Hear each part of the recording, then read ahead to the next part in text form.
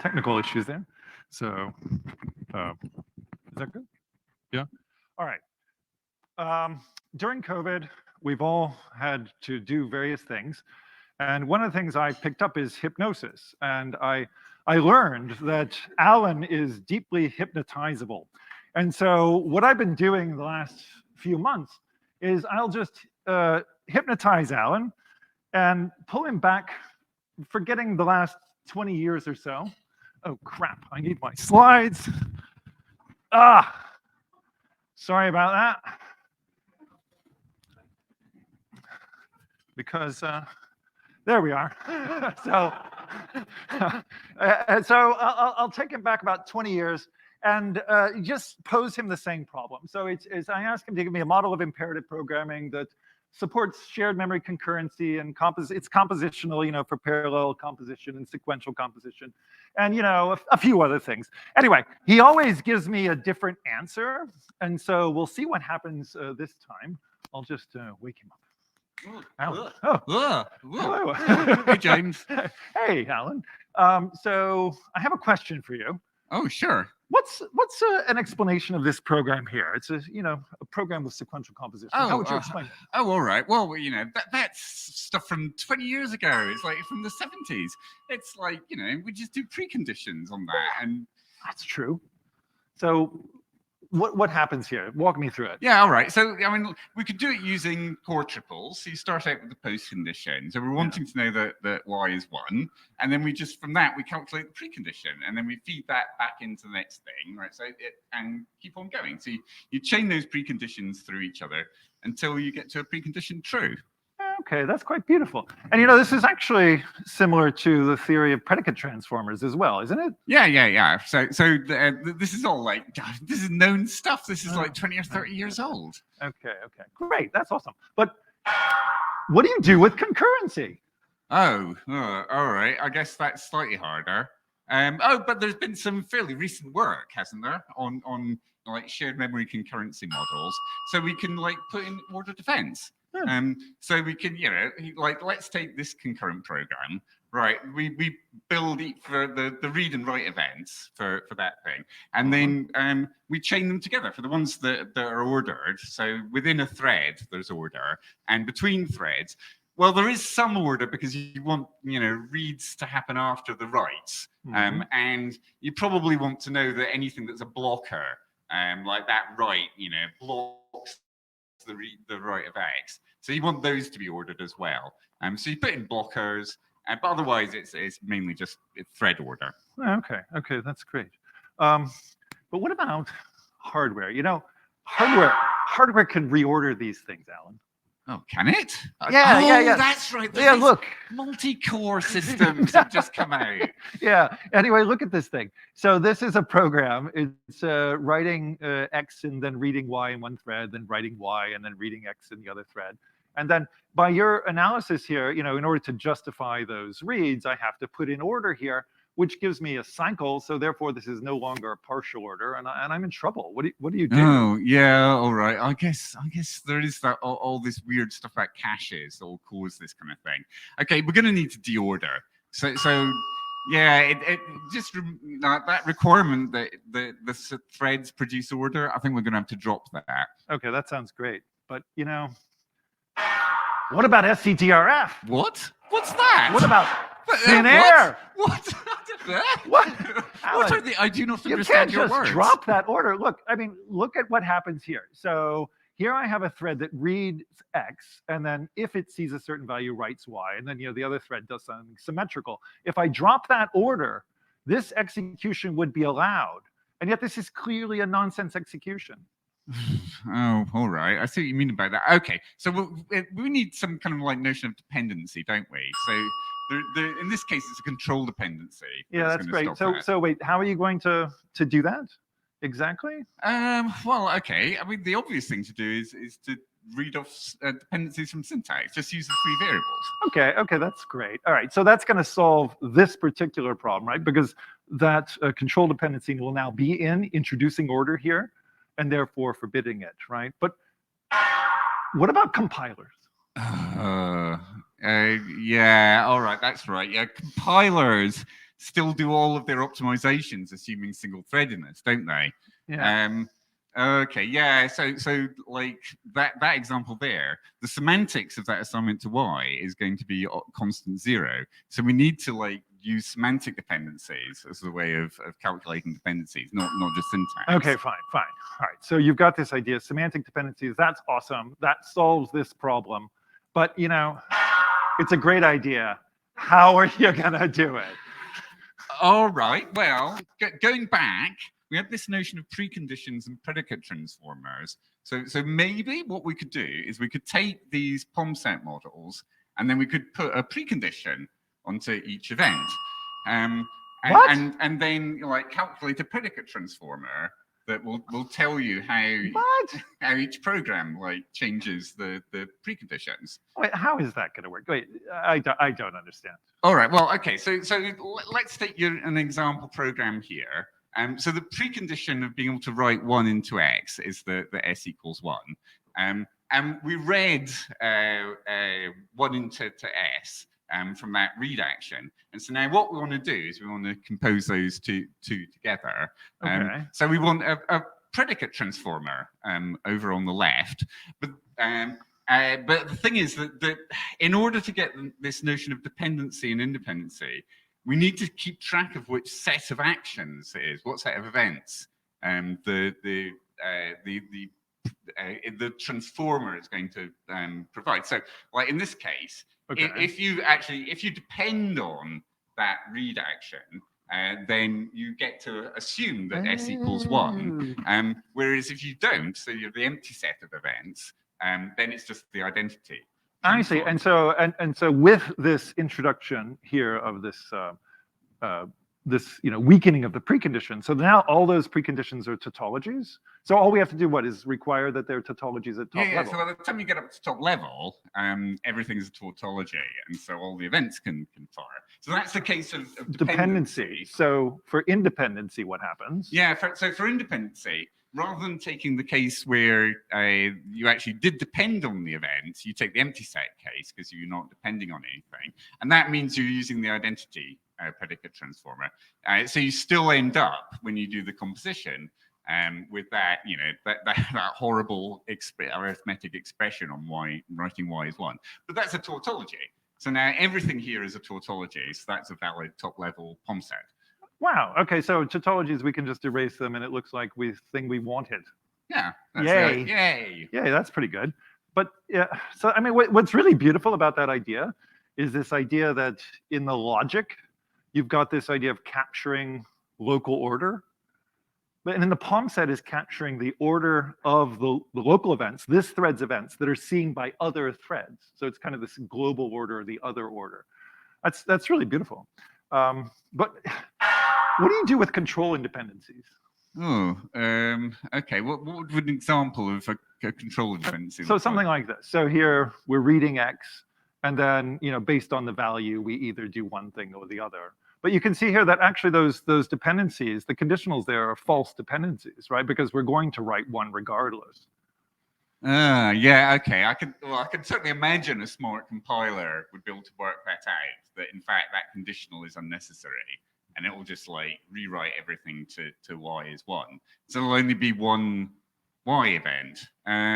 All right, okay. So what we can do is we can merge them. We can do the same thing that the compiler does syntactically. We can do it semantically and allow you to merge together events. That sounds about right. And then the precondition then is the disjunction. Yeah, it'll be the disjunction of the two preconditions. Very, very, very nice. Okay, that's a wonderful semantics. But is it, does it have the properties we want? Is it, for example, just to pick one, is it associative? Oh, good question. I guess like that is a basic thing that you want out of sequential composition.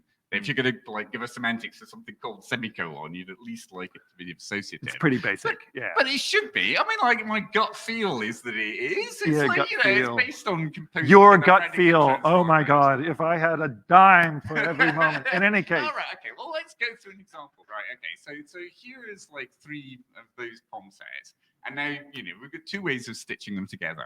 So if we do the left, let's go with the left. Yeah, do the left-hand side first. Right, well, in that case, we want those two events to be independent. So we take the empty set case, and now we compose together the predicate transformer, and then we apply it to the right. Okay, and we get a dependency on the rewire action. Yay, right, okay, and that all worked. Right, now if we associate to the right, we do the same thing. And we take the dependent case, do the predicate transformer, and then compose again with the thing on the left. And we take the independent case, yay, all right. So at least in this case, it worked there. Nothing could possibly go wrong. Yay, all right. So I think that seems like about kind of like, a modern 1999 kind of POPL paper. We've got a model, we've proved some properties about it. Right, okay, we submit. Yeah. The sad thing is, it's not that way anymore. Yeah. You got to have formalized proofs. I just don't know. What? Oh, wait, there's this gentleman in the audience. Oh, all right. Hang on a moment. I've typed in some proofs for you guys. Really? Yeah. Really? That's so nice. Wait, what do they look like? Oh, is that it? Wow, that's really short. That's great. I love that. Well, there are 13,000 more lines of them, to be fair. 13,000 lines? Well, how do we know that any of that gobbledygook makes any sense? Well, the proofs are in Conc, so they are all verified. Woohoo! All right, well, that's fantastic. But, you'd think we were done. Yeah. That's it. Okay. Right. So now we've got a model. We've proved some pen and paper results about it. We've then taken those pen and paper results, mechanized them in one of these, 12th style theorem provers that I've heard about. Yeah, we're done. Right. Yay. Submit. Hurrah. Yeah. No, sadly, it's not enough. So we actually have to show that this stuff works on some sort of real hardware. And, at least here, I have an idea. So I think that taking this idea of your beautiful model, which is that the logic is somehow capturing this thread local order, and the POM set is capturing the order seen of the thread's events by all of the other threads. Now, all those other threads, if they all agree on that order, that's what we call multi-copy atomicity. Right? Oh, I'll take your word for that. Okay, so anyway, so this is quite nice. So we can actually just add a little bit to your semantics to include things like coherence and, sort of non-relaxed access and fences and things like that. And if we include that in there, we actually get a really natural model, which is optimal for ARM8. Yeah, just trust me. And so it's optimal for this processor.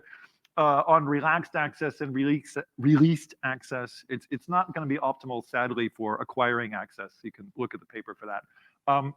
But with a little bit of work, we can actually come up with a model that's optimal for all three forms of access. So there you go.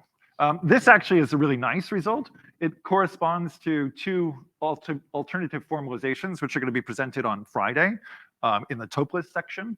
And it's great, except that we haven't handled all the other architectures. There are other architectures? Yes, sadly. Oh, actually, you know about Power? Oh, that's right. Yes, I've heard about these. Yeah, these Power is not MCA. All right, okay. Yeah. At that point, I think we're stuffed. Unless somebody speaks up. Sorry. Hi, you considered making this work for C instead? That can target non-MCA platforms. For C? Yeah, the programming language. Wow. Okay, so wait, how would that work? Well, I mean, you've got these dependencies. If you replace this axiom that SB union RF is acyclic with dependency union RF is acyclic, you'll have a pretty nice model. Yeah, that's interesting. Okay. Yeah, that's actually been speculated for a while. So in fact, you've done some work on that. Yeah. So SB is like synchronized before. That's program order in Right. C speak, right? Oh, okay. So that's nice. Except, the thing I can see, a problem here is that SB is actually used all over the axioms for C11. It's not just there. And SB is like, it's an actually essential part of the model, right? So, and in our model, the natural form of SB, it's gonna give you cycles. So look here, if you merge, right? So you merge the left and the right here. we're going to end up with cycles in synchronize before. Well, maybe you can just keep track of this as you're doing it, and you can undo it with phantom events. Oh, okay. So we've got some phantom events keeping track of the real events. And then I guess what's going to happen here is that at top level, only one of those two sets of phantom events would be there. And then we can sort of eke out what would be program order for a given execution. Yeah, Is that the seems, idea? that seems fine. Yeah. Oh, that's great. Okay. And can you do tooling for that? Oh, well, I built a tool. You built a tool Yeah. just in the time of the talk. Wow, that's impressive. Very fast. So let's see what it looks like. There you Oh, go. that doesn't look good. Oh, So that's it? well, no. I've What? also run a bunch of Java causality tests for it and Really? verified the result of common litmus tests. Okay, but I see some unpleasant looking symbols in there. There's So, there's a small problem with the state space for the predicate transformers being exponential. So it times out on big tests with some number of instructions. I see. But we do have some tooling though. Yeah. That's good. I don't know. Do you think this is good enough? I think we could declare victory at this point. Let's be done with it. Yay. Yeah. All right. All right. So what have we done, Alan? All right, so what we've got is we've got a model, a denotational model of sequential composition, and this is for a concurrent shared memory language that's been run through all kinds of weird optimizations. And the idea that we're doing this paper is that we're calculating dependencies because those go into POM set order, and POM set order is what other threads get to see. So there's a distinction between the local, for each thread, its local notion of order that is given by the obvious thing of sequential composition, and then the order that the outside world sees, which is just dependencies. And for MCA architectures, like this is really nice. So there's a really pretty little model for which gives you nice Kooksey diagrams for MCA architectures. And so that gives us a solution for the out of thin air models. So like C and JavaScript have got problems with the UTA behavior. And it's a denotational semantics, which means that we can actually do like a tractable presentation of people optimizations. It's just like, right, very obviously you read off the sets of events, and it's just subset order on sets of POM sets. And these are actually understandable diagrams. I mean, this bit is hand waving, but I find these diagrams a lot more easy to understand than other models that might exist. There are weasel words there, but if you've been in the literature, the weasel words are not unreasonable. Maybe, yeah. Pick your weasel words. Right. Okay. In fact, there is some complexity. Yeah, right? yeah. I mean, so there is some downside. So you do have to calculate these dependencies. Yeah, and that's got that exponential blow up. Yeah. Slime And was there's talking this weird thing that hardware models assume that you've got atomic events for load and store, but compilers do not believe that. They are very, very happy to take what looks syntactically like a single assignment or a single read and turn it into like who knows how many reads and writes. And really weirdly, as you can see from some of the examples here, like when you're doing the semantics of conditional, normally when you're doing a denotational semantics, an execution of the conditional depends only on an execution of the branch taken. Whereas here, we do actually depend on both branches. So we take an execution from both sides because we might need to merge some events from the two sides. Yeah, in fairness, there doesn't seem any way around that.